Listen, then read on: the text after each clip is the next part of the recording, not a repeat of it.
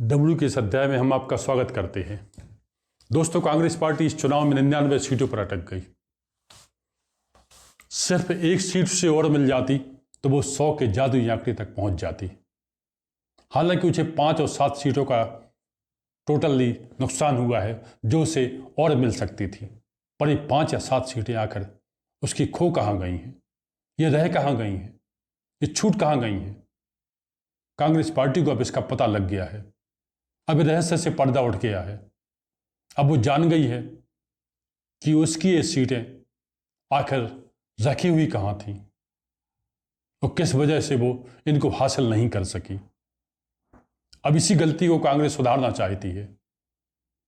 हालांकि लोकसभा चुनाव में कांग्रेस ने भारतीय जनता पार्टी और नरेंद्र मोदी को हटाने के लिए कई समझौते किए। उसने राज्यों की छोटी छोटी पार्टियों से गठबंधन किया और गठबंधन का धर्म उसने इतनी शिद्दत से निभाया कि इसके आड़े उसने अपने प्रदेश के नेताओं को भी नहीं आने दिया। उसने किसी की नहीं सुनी, गठबंधन के नेताओं की ज़्यादा सुनी, और इतनी सुनी कि मध्य प्रदेश जैसे राज्य में जहां उसका मुकाबला सीधा भारतीय जनता पार्टी से होता है, वहां भी उसने अपने गठबंधन नियमों के तहत एक सीट समाजवादी पार्टी को दे दी। राजस्थान में उसने छोटी पार्टियों से गठबंधन किया, निर्दलीय से गठबंधन किया। बिहार जैसे राज्य में जहां पप्पू यादव ने अपनी ही पार्टी का कांग्रेस पार्टी में विलय कर दिया था और वो पूर्णिया से चुनाव लड़ना चाहते थे, पर राष्ट्रीय जनता दल ने पूर्णिया सीट देना उचित नहीं समझा। कांग्रेस पार्टी ने इस पर भी उफ तक नहीं किया। महाराष्ट्र में उद्धव ठाकरे और शरद पवार ने कांग्रेस पार्टी को जितनी सीटें दे दी, कांग्रेस ने उतने में ही संतोष कर लिया। और दिल्ली जैसे राज्य में जहां कांग्रेस पार्टी लगातार कई वर्षों तक शासन में रही है, वहां भी वो 7 में से सिर्फ 3 सीटों पर चुनाव लड़ सकी। 4 सीटें आम आदमी पार्टी को मिल गईं।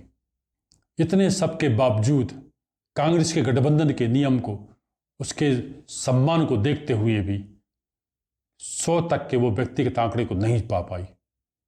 आखिर उसकी कमी कहां रह गई। इस राज्य से पर्दा उठ गया है। पश्चिम बंगाल के उसके प्रदेश अध्यक्ष अधीर रंजन चौधरी ने अपने पद से इस्तीफा दिया है और अधीर रंजन चौधरी ही वो शख्स हैं जिसकी वजह से कांग्रेस उस जादुई आंकड़े को प्राप्त नहीं कर सकी जिससे वो सैकड़े जैसे संख्या को पार कर जाती। दरअसल ममता बनर्जी ने 2021 में ही कांग्रेस से गठबंधन का प्रयास किया था जब राज्य में विधानसभा के चुनाव थे, क्योंकि ममता उस समय घबराई हुई थी। भारतीय जनता पार्टी ने राज्य में अच्छा खासा भौकाल बना के रखा था। लग रहा था कि भारतीय जनता पार्टी विधानसभा में बहुत भारी बहुमत से जीत जाएगी। ये अलग बात है कि ममता बनर्जी का कांग्रेस से समझौता नहीं हो सका। वह अकेले ही चुनाव मैदान में गई, पर जनता ने उन्हें बहुमत दे दिया। और जब लोकसभा चुनाव आए, कांग्रेस से और तृणमूल कांग्रेस के गठबंधन की बातें चली, तो ममता बनर्जी ने 5 से 7 सीटें देने की बात कही, पर कांग्रेस के प्रदेश अध्यक्ष अधीर रंजन चौधरी ने यह कह दिया कि इतनी सीटें तो वो वैसे ही खुद स्वयं ही दिला सकते हैं पार्टी को। वो अपनी दम पर कांग्रेस को इतनी सीटें जितवा सकते हैं। इसके साथ ही अधीर रंजन चौधरी लगातार ममता बनर्जी पर हमले करते रहे। अधीर रंजन चौधरी को राहुल और सोनिया ने भरपूर सम्मान दिया। लोकसभा में उन्हें कांग्रेस का नेता बनाया गया था। इसी वजह से कांग्रेस में, बल्कि देश की राजनीति में अधीर रंजन चौधरी का नाम खूब चला।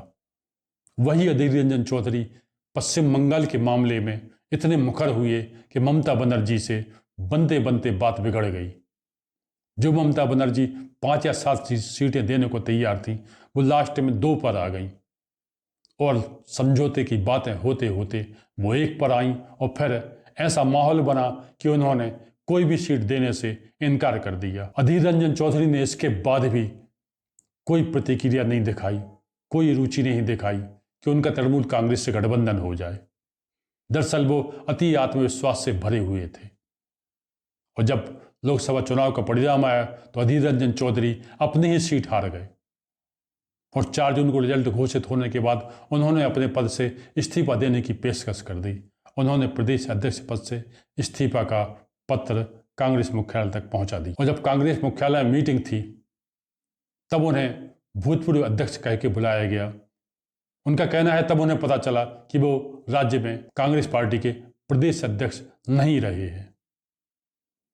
जाहिर है अधीर रंजन चौधरी की वजह से पश्चिम बंगाल में कांग्रेस पार्टी जो 5 या 7 सीटें ला सकती थी उससे चूक गई वो। अब जबकि आने वाले कुछ महीनों के अंदर झारखंड, महाराष्ट्र और जम्मू कश्मीर में, हरियाणा में चुनाव होने हैं, इसके साथ ही 2026 में पश्चिम बंगाल में राज्यों के विधानसभा चुनाव होंगे।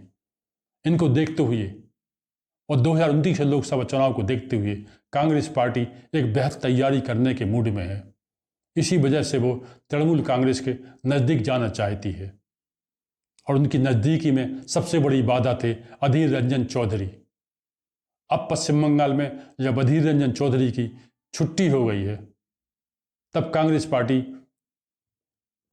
पश्चिम बंगाल में किसी ऐसे नेता को प्रदेश अध्यक्ष बनाएगी जो ममता बनर्जी से तालमेल बनाकर चले और जो राज्य में कांग्रेस पार्टी के कार्यकर्ताओं से मिलजुल बनाकर चले, क्योंकि कांग्रेस की नज़र राज्यों के विधानसभा चुनाव पर है, 2026 के पश्चिम बंगाल के विधानसभा चुनाव पर है और देश के सबसे बड़े चुनाव 2029 के लोकसभा चुनाव पर है। अब जब कांग्रेस पार्टी को यह पता चल गया है कि वो सोया इसके ज़्यादा के सीटों की संख्या तक पहुंच सकती थी, वो क्यों नहीं पहुंची, कहाँ उसकी चूक हुई, उस चूक का उसने पता लगा लिया है और पश्चिम बंगाल के रास्ते अब वो आगे के सारे रास्ते अपनी देखरेख में अच्छे से तय करना चाहती है ताकि आने वाले समय में वो राज्यों की सत्ता में अपनी भागीदारी सुनिश्चित कर सके, साथ ही देश में सरकार बनाने का अपना ख्वाब पूरा कर सके। तो आज के लिए इतना ही। आपसे अनुरोध है कि आप अपने विचारों से कमेंट बॉक्स में लिखकर हमें जरूर अवगत कराइएगा।